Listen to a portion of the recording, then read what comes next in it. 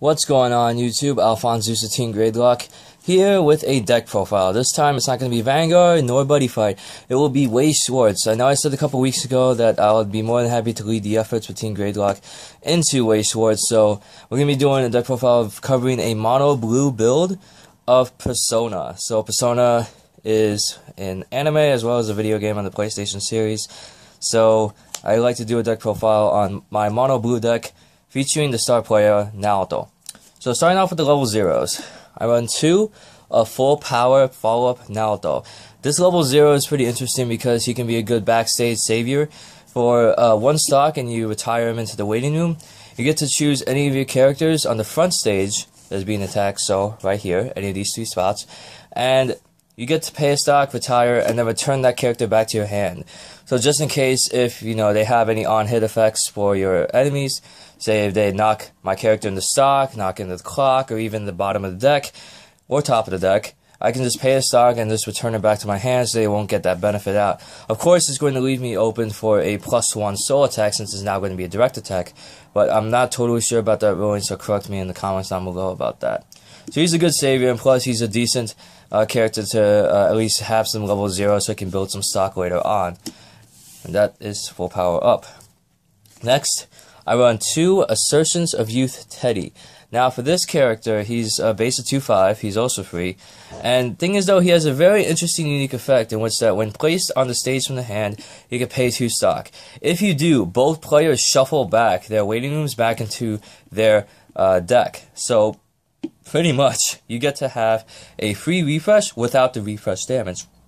Of course, you can also screw up your opponent's plays, say if they rely on having gates or other items that would have to benefit from being in the drop zone or the waiting room in this game. You can mess this up with the Assertion Youth Teddy, and plus he's a decent 2/5 beat stick, so he serves pretty well on that. And then I run 3 of Detective Prince Naoto. Now, this guy gives all other male impersonator or female impersonator characters +500, so he's a decent booster. His second effect is actually pretty interesting, though, because this is activating up to 3 times a turn whenever you play an event card, so it's pretty much like a normal spell card in Yu-Gi-Oh! Each time you get to activate an event up to 3 times, you actually get to give one of your other male or female impersonator characters a +500 boost until the end of turn. So, say if I play some events, I can give more power to make sure I can hit without the fear of my opponent using a backup on me. And then, to round out the level 0s, I run 2 Teddy and Yukata. This guy, he's also an interesting booster because during your opponent's turn, all my other characters get +500 power, so he's good on defense. And then, he also have another effect, like Detective Prince Naoto, except that this time, instead of giving 500 power to a character, you actually give a character +1000 power. So it's like you can line these 2 up, and then you can play events out the wazoo, and you can just say, hey, I got I got all these power, and I have all these units to give it to. So the level 0 game, as you can see, it is pretty weak. I like to base my my play just to at least bring out some of those 0s and build some stock until I hit level 1. So level 1s, I run 2 of Miss Teddy. He, since this is a female impersonator, has a hilarious effect, I have to say. Pretty much when she attacks, whether it's side attack, front attack, or I guess direct attack, you get to mill the top card. If the top card actually comes out to be a climax, she actually gets a +4 soul until end of turn. So she's good for those surprise damages to accelerate the game even further, or just let them mill out their deck, or at least try and have some surprise attacks. See, I like her way better than the vanilla for that reason. I was actually thinking of putting 2 more of her in here, but I'll leave it at 2 just because I probably don't want to mill climaxes, especially when it gets into the late game. I run 2 Infinite Possibilities Naoto. I'm probably gonna bump this up to 4 when I do get those 2, but 2 has been working out for me quite well. He has a change effect in which that I can pay 3 stock, return the card to your hand in the beginning of my draw phase. I can choose a character named Naoto and Yamato Takero in the waiting room, put it on this stage in the same spot that this character was. So the reason why I also stuck with 2, because I only have one of the level 2, which I'll get into later. It's been hard trying to pull some of those cards, or even to get my hands on them, since not a lot of people play Persona that actually are really hyped up on Fairy Tail right now. His climax combo is pretty interesting, because whenever you play Megalodon, whenever he attacks and the battle opponent reverse, you get to draw a card out of that. So he's good draw power to really get them started. I run 2, Middle of a Long Journey, Elizabeth. Her skill is pretty interesting, in which that if I have at least 5 cards in hand, she goes up to a 6,000 power, which is pretty good. And with blue, you always want to try and have a lot of cards in hand to fulfill your card advantage. And her Encore ability is the Clock Encore, so once she gets reversed, top card into the clock, you bring her back as rest. So she's good to at least stay out on the field longer, especially if I need to stall out a little bit more before I hit level 2. I run 2 of Companion on a Journey, Margaret. Now, she's good for the fact that she gives a better boosting power and her secondary effect. Now, she gives all level 2 or higher characters plus 1,000 power, which is pretty good by itself, especially when I head into the late game. And then her skill is I can pay an extra stock in addition to her 1 stock, and I get to search for an Aria of the Soul from the drop zone and add it to my hand. I'll get into Aria of the Soul into the later part when I hit the level 2s, but she's very good for that reason, and it helps recycle back Aria of the Souls that I had in my drop zone. And then finally, I run 2 of the vanilla. I was honestly thinking of putting in a Miss Teddy and another Infinite Possibilities Naoto just to even out 3 apiece, because this is a male impersonator, so she does get the effect off. It also provides benefits to the other male or female impersonators that you'll be seeing in the level 2 and level 3 game. And then I run 2 of Naoto Shirogane. She's a backup, so she gives a 2,000 power as well as another 1,000 power off of her backup, where you give it to like the protagonist or even another character with police in its name. So she's also good if you want to do a blue-yellow deck, kind of like the King's game a little bit.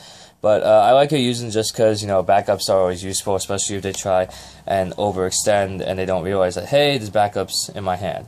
And to round out the level 1s, I actually run 1 Paper Thin Teddy.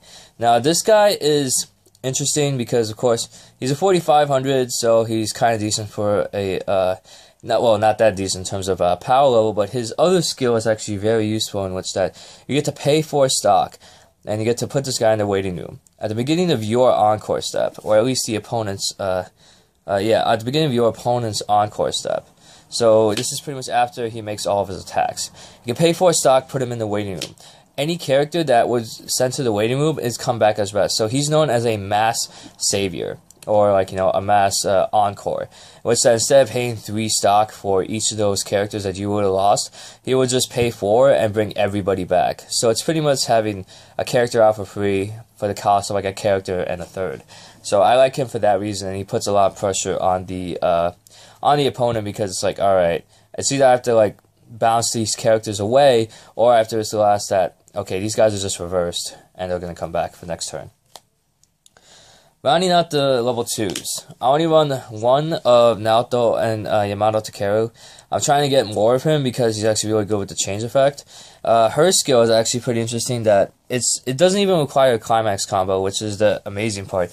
You actually get to pay 1 stock, and when this card attacks, if you may pay the cost. If you do, you can mill the top card of your deck. And if it happens to be a male or female impersonator, you get to heal 1.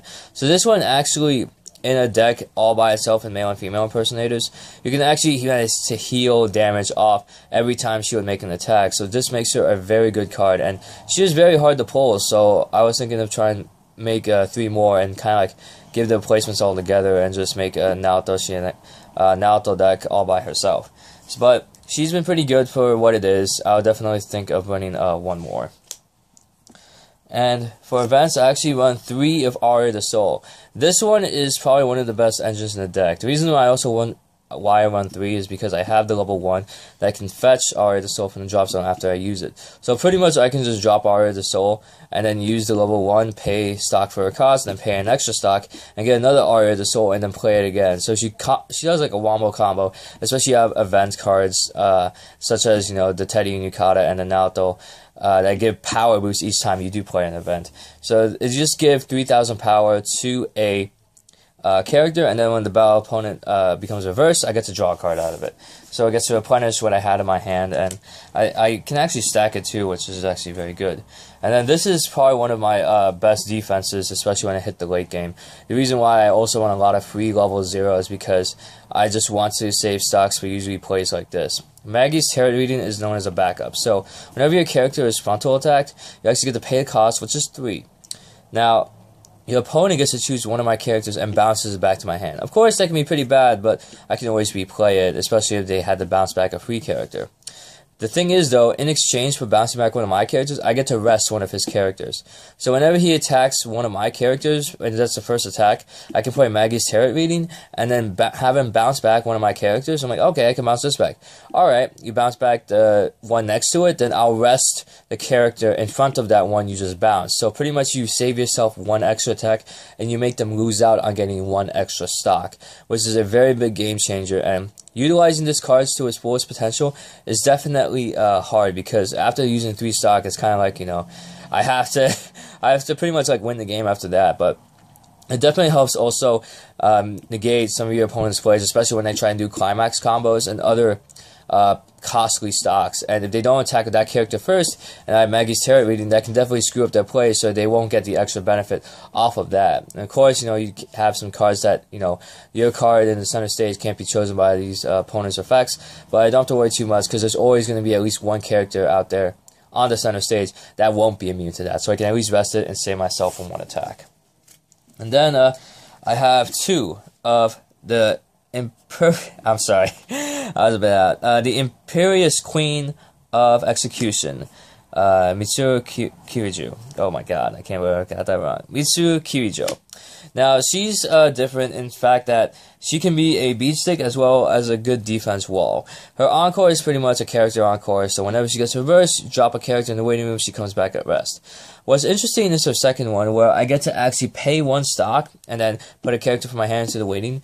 She gets plus 2/5 until the end of your opponent's turn. So she literally goes up to a 10k, which can match a lot of the grade 3 level 3s, and she's good for just like putting in, and with a base of 2 soul, she's a very good tech to put in the deck, because she provides some power boost, especially when I'm going against some more powerful cards later on, whether they're like leveled up decks in Kill la Kill, SAO, etc. And rounding out the level 2s, I run 4 of an undercover investigation Naoto. As a level 2, pay 1 stock. She gains 500 for every other of your male and female impersonator cards, which is pretty good by itself, because she can boost up to at least 8/5 or even 9 if you have 4 others. Because if you have 4 others, 500 times 4, that's 2,000, and then 2,000. That would be 9,000, because there's only 5 spots on the stage. So she can hit a pretty good number. Her climax combo is actually very useful, in which that if I place down charging into the announcement room, pay 1 stock when she attacks, I get to drop 2, drop 1, draw 2, drop 1, and she gets an extra 1,000 power on top of that. So she can actually hit 10k if I have a field full of male or female impersonators. So rounding out the level 3s, I run 2 of One Who Wields Power, Margaret. Margaret's an interesting rare for a level 3. She's an interesting ace card because she has a variety of effects. Outside of the pay 3 stock cost, whenever she attacks, climax combo, you get to mill the top 3 cards of your deck. Now, what's interesting about this one is the stipulation in which what happens if you do get her. Because it says here that after you mill the top 3 cards from the deck into the waiting room, if there's a climax card among them, you get to put the top card of your clock into the waiting room. So you get to heal 1. And then you also get to get an event card. Then you actually get to put all the stock that you have into your waiting room, and you stand this card. So you have at least 3 chances to get an event or a climax. And the thing is, though, you can actually get both of those effects off, which is actually pretty good. She's a great for a heal card, as well as just for a restand and get another stock right into your stock zone. I do like her for that reason, and she's also pretty good to have out, just as, I guess, somewhat of a threat, because she can really put the pressure onto, oh my god, either I have to deal with a restand, or I have to deal with another heal damage on top of that. So I like putting 2 of her of that. And then finally, to round out the characters and events, I run 4 of the 2000 IQ Killjoy Detective Naoto Shirogane. Now, this effect is actually pretty interesting because when placed on the stage from your hand, you get to draw 2, drop 1. So it follows the theme quite a bit, all the way from 1 to 3. And then you have also another auto or continuous actually. If you have 3 other male or female impersonators, you get to actually get 1,000 power, and the following effect. Whenever the battle opponent becomes rested, you get to draw a card off of that. So she's pretty good for definitely keeping your hand alive. This whole deck is pretty much, as long as you have enough cards in your hand, about 5, you're pretty much controlling the board because you can do whatever you want. You're going to be building stock for free, so you can pay for those power plays when you hit level 2 and level 3. So she becomes very, very powerful in terms of that. And even though this is a deck that likes to combine a lot of like other blue cards outside of Naoto, I would still keep 4 of her because she is that level 3 boss that you desperately need for the end game, and definitely puts on a lot of pressure for, okay, I'm going to keep drawing cards by reverse your battle opponent, so you better back up or just prepare for the long game. Now moving into the climaxes, I run 4 of Megalodon. Megalodon is the climax combo for the level 1 Naoto, and this gets a plus 1,000, plus 1 soul. And the trigger is, if I do get this off of a trigger check, I get to draw a card off of that. So you can see how many times I would actually draw in one game. And then I run 2 of Charging into the Announcement Room.